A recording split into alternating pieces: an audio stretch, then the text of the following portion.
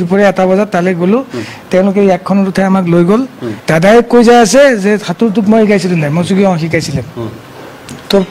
তো নাই বলে মই কি নাই ভয় লাগে কৈছে কি সাগৰত নুদুব সাগৰে উঠাই দিয়ে এইবিলাক কিবা কিবি কৈ গৈ আছে মই দাদা জাপ মাৰোতে মোক আপোনালোকে যদি দেখিছে মই দাদাৰ পানীত মই নাই মই ফ্লোটিং এখন পাৰি পেলাই বহি আছো বোলো দাদাই যদি ইয়াতে বহে বহক তেওঁক কোনো ধৰি ৰাখিব নোৱাৰে তেওঁ যেতিয়া যোনটো কাম কৰিম বুলি ক'ব তেওঁ কৰিবই তেওঁক ধৰি ৰাখিব নোৱাৰে চবে নামিছে মই নামিছো এখন অৰেঞ্জ কালাৰ ফ্লোটিং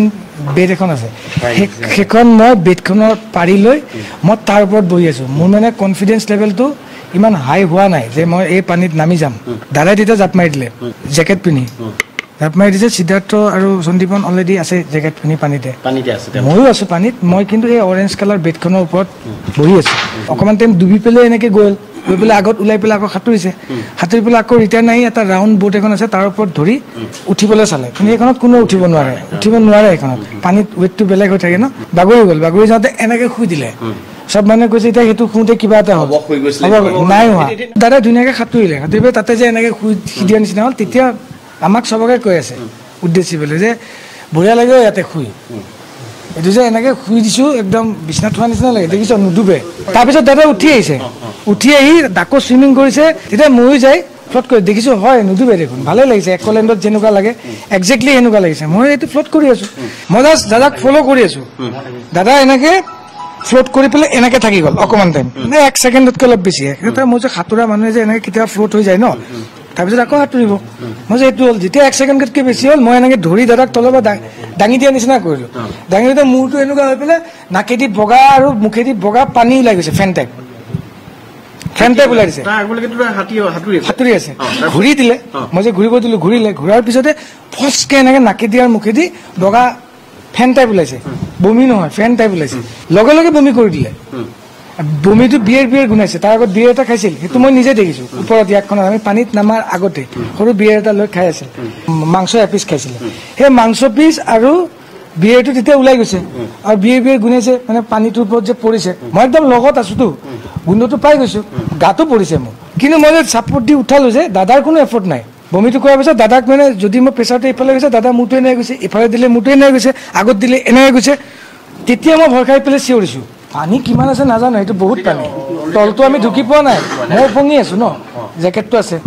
দাদাক মই ধৰি আছোঁ মই যেতিয়া চিঞৰি দিলোঁ দাদাই ৰেছপঞ্চ দিয়া নাই মানে মই ধৰি ৰাখিব পৰা নাই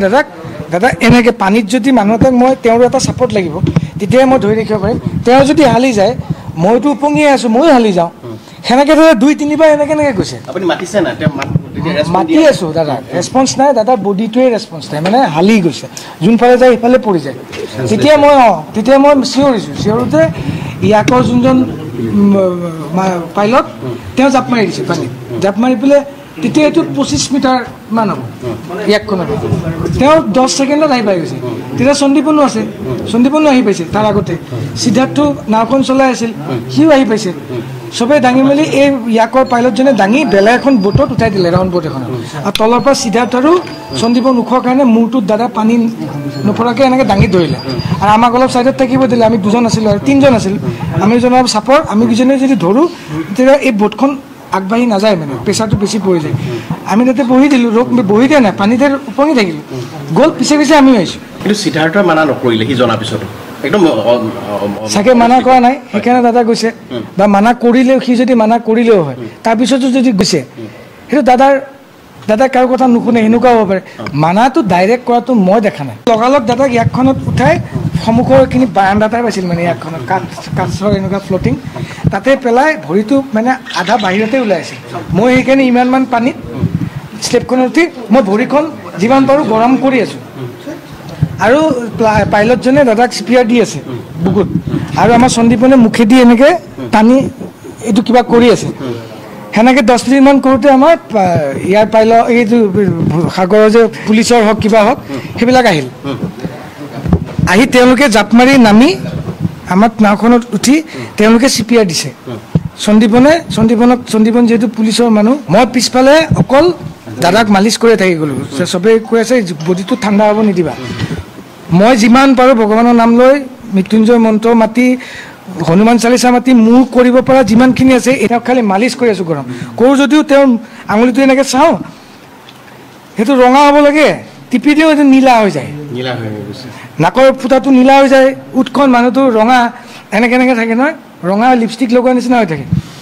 উঠখন আস্তে আস্তে নীলা হৈ আহিছে মই তেতিয়া মানে কৈছোঁ দাদা এইটো কি হৈ আছে ইফালেতো CPR দি আছে পেটটো ফুলি আহিছে ইফালে ভৰিটোৰ নখটো ৰঙা হৈ আছে মই যিমান পাৰোঁ ভগৱানক মাতি আছোঁ যে নাৱৰ ড্ৰাইভাৰজনটো যাই পেলাই নাওখন চলাইছে মানে ইয়াকখন আধা ঘণ্টা সেনেকৈ চলাই পেলাই ইহঁতে ওচৰৰ পৰ্ট এটাত আনিলে সেইটো পুলিচে আৰু ডক্টৰে এইটো ডিছকাছ কৰি লৈছে ক'ত পৰ্টত নিছে কি কৰিছে সেইটো নাজানো পৰ্টটোত যেতিয়া পাইছে তেতিয়া তাতে এক্সট্ৰা মেডিকেল টীম ৰখি আছিল তেওঁলোক দৌৰি আহিল আহি পেলাই তেওঁ মেচিন চেচিন লৈ আহিছে আহি পেলাই দাদাক তাতে মেচিন চেচিন লগাওঁতে তেতিয়া আমাক চবকে ছাইড কৰি দিছে তাতেও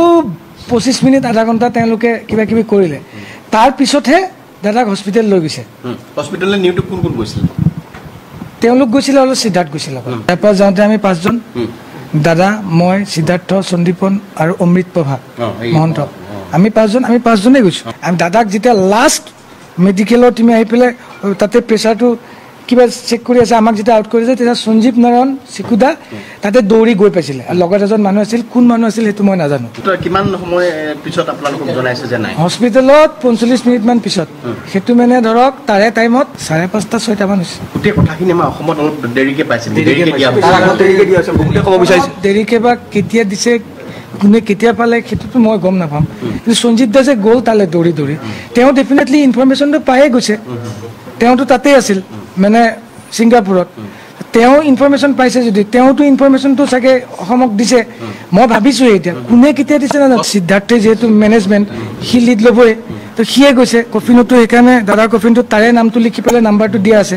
মোৰ কাম আছিল দাদাই গান গোৱা সময়খিনিত দাদাক মই গাইড কৰা দাদাৰ লগত বজোৱা গাইডটো নহয় দাদাই কমফৰ্ট স্কেল এটাত গাব পৰাখিনি মই কমফৰ্ট কৰি দিয়েতো তাৰ বাহিৰে দাদাই কি পিন্ধি যাব